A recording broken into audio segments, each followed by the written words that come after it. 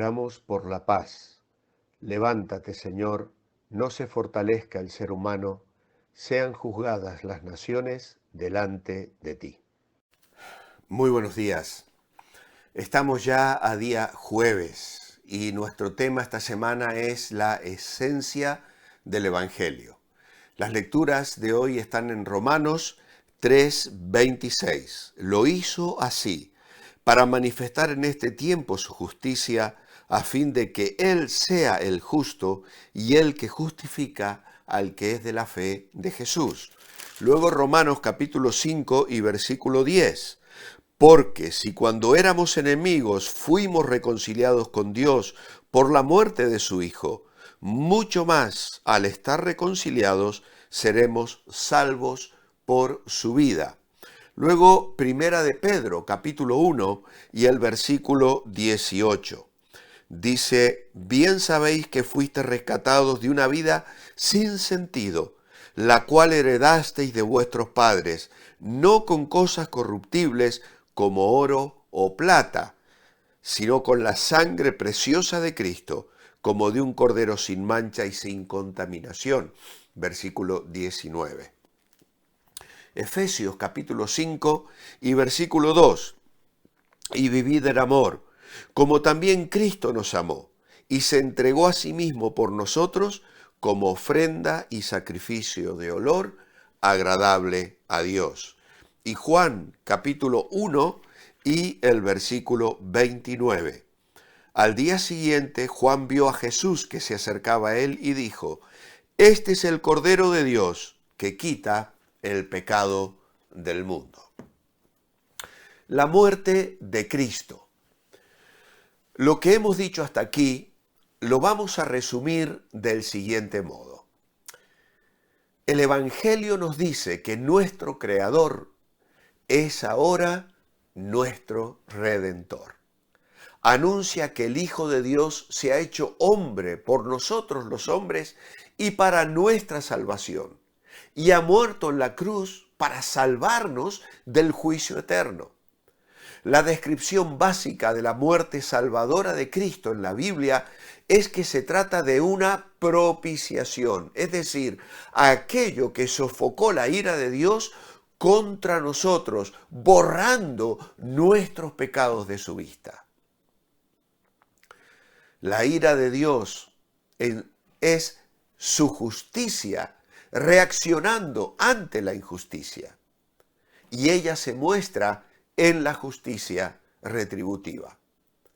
Pero Cristo nos ha protegido de la justicia retributiva, haciéndose nuestro sustituto representativo, en obediencia a la voluntad de su Padre y recibiendo el pago de nuestro pecado en nuestro lugar.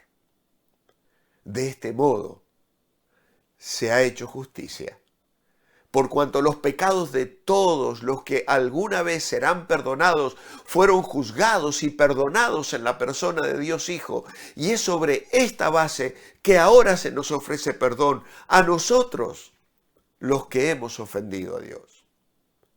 El amor redentor y la justicia retributiva unieron sus manos, por decirlo así, en el Calvario, porque así Dios se mostró justo y el que justifica al que es de la fe de Jesús. Si entendemos esto, es que hemos penetrado al corazón mismo del Evangelio cristiano. Ahora bien, todos hemos escuchado presentaciones del Evangelio como si fuese la respuesta triunfante de Dios para los problemas humanos. Problemas de relación del hombre consigo mismo, con sus semejantes, con el medio ambiente. Y es cierto que el Evangelio aporta soluciones para estos problemas, pero lo hace resolviendo primero un problema mucho más profundo, el más profundo de todos, el problema de la relación del hombre con su Creador. Y a menos que dejemos bien claro que la solución de aquellos problemas depende de que resolvamos primero el problema básico, falseamos el mensaje y somos testigos falsos de Dios. Porque una media verdad presentada como si fuera toda la verdad, se transforma por ese mismo hecho en una falsedad. Ningún lector del Nuevo Testamento puede dejar de ver que sus escritores conocen perfectamente todos nuestros problemas humanos. Temor, cobardía moral, debilidad corporal y mental, la soledad, inseguridad, desesperanza, desesperación, crueldad, abuso de poder y todo lo demás. Pero de la misma manera, ningún lector puede perder de vista el hecho de que, de un modo u otro, todos esos problemas tienen su origen en el problema fundamental, que es el pecado del hombre contra Dios. Por pecado, el Nuevo Testamento no entiende los errores sociales o los fracasos en primera instancia, sino la rebelión contra el Dios creador, el desafío a su soberanía, el alejamiento del Señor y la consiguiente culpabilidad ante Él. El pecado es el mal principal del cual necesitamos ser librados. Justo para salvarnos de ese pecado murió Cristo. Todo lo que ha andado mal en la vida humana entre hombre y hombre es en última instancia debido al pecado. Y nuestra solución actual, la de estar en malas relaciones con nosotros mismos y con nuestros semejantes, no puede ser remediada mientras no hayamos arreglado nuestra situación con Dios.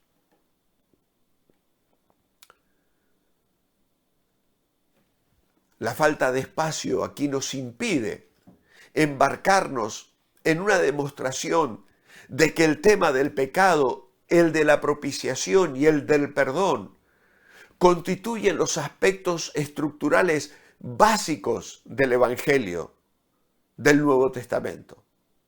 Pero si alguno de vosotros quiere repasar atentamente Romanos capítulo 1 al capítulo 5, lo que Pablo explica también en Gálatas capítulo 3, lo que Pablo escribe a los Efesios en el capítulo 1 y 2 de su carta desde la prisión.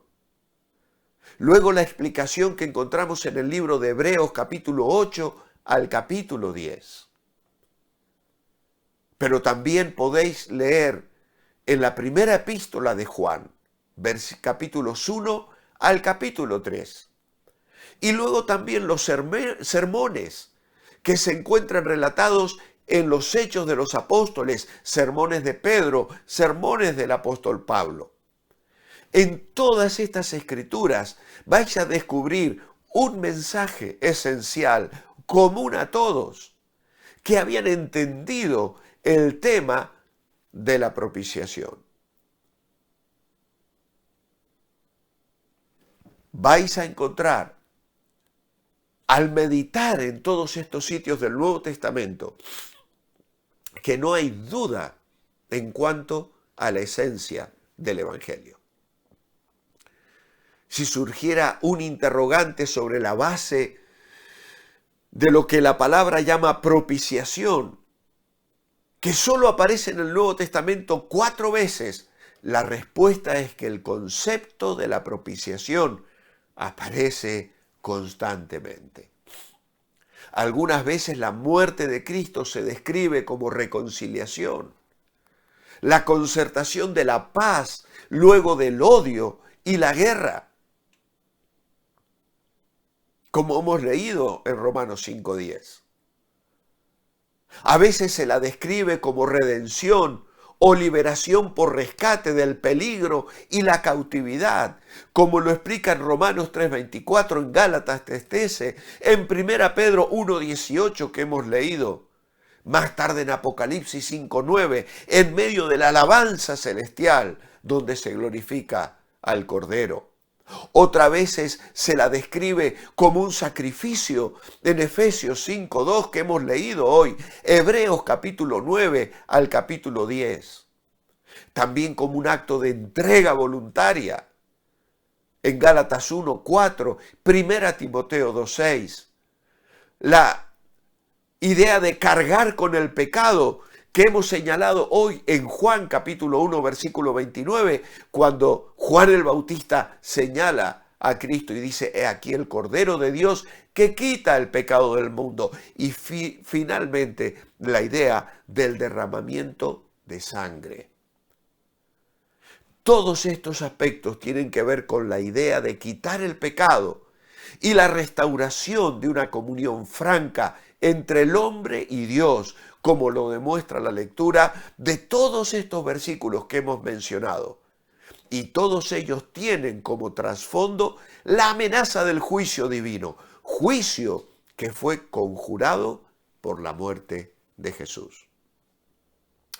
En otras palabras, son otras tantas figuras e ilustraciones de la realidad de la propiciación vista desde distintos puntos de vista.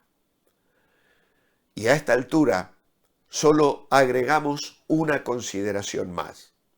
No es solamente que la doctrina de la propiciación nos lleve al corazón del Evangelio del Nuevo Testamento, también nos conduce a una posición ventajosa desde la cual podemos ver lo fundamental de muchas otras cosas. Cuando estamos en la cumbre de una montaña, podemos ver toda la campiña alrededor y disfrutamos de una amplitud de visión que resulta imposible desde cualquier otro punto de la zona.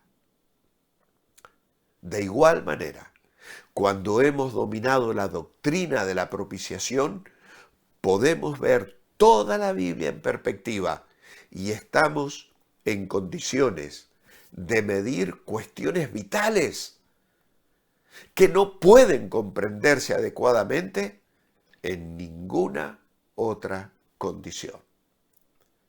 Cuando entendemos la doctrina de la propiciación, es, creo yo, por lo que el apóstol Pablo oraba escribiendo a los Efesios en el capítulo 1 y pidiendo que el Dios de nuestro Señor Jesucristo, el Padre de gloria, os dé espíritu de sabiduría y de revelación, para que podáis conocerlo, que Él ilumine los ojos de vuestro entendimiento, para que sepáis cuál es la esperanza a que Él os ha llamado y cuál es la riqueza de la gloria de su herencia en los santos y cuál es la extraordinaria grandeza de su poder para con nosotros los que creemos, según la acción de su fuerza poderosa.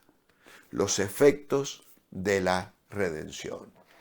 Mi oración escrita hoy es: amado Padre, la dimensión espiritual y el alcance del significado de la muerte de Cristo en la cruz del Calvario será un tema que nos ha de ocupar por toda la eternidad. Allí podremos valorar aspectos que ahora no podemos comprender en todo su alcance, pero que nos llevan hoy a la adoración, la alabanza y la gratitud. Y nos llevarán en aquel día por una salvación tan grande. Amado Dios, hoy te adoramos y te bendecimos. En tu nombre, amén. Os espero mañana, viernes, para despedir juntos ya esta semana. Manteneos bendecibles.